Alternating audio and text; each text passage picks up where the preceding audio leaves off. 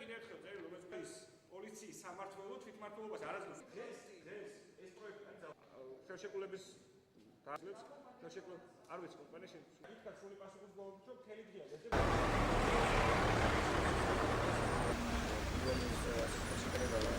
რა მინდია დღეს შუადღეზე სამართლის გადაწყვეტილება შეეძლო პარლამენტის მიმდინარეობდა დავა საკრებულოს ყოფილი თავმჯდომარის სარჩელის საფუძველზე, ბატონ გიორგი სარჩელის საფუძველზე სასამართლო მიიღო გადაწყვეტილება, რომელთაც დადგინდა, რომ 2013 წლის 31 იანვარს საკრებულოს მიღებული გადაწყვეტილებები, როგორც ძველი თავმჯდომარის გადაყენებასთან დაკავშირებით, ისევე ახალი თავმჯდომარის არჩევის თაობაზე არის კანონიერი, სწორი, შესაბამისად მხარეები პატივისცემენ მიღებულ გადაწყვეტილებას, გაგებით შეხვდნენ და მნიშვნელოვანია, რომ დავა დასრულდა ისე, რომ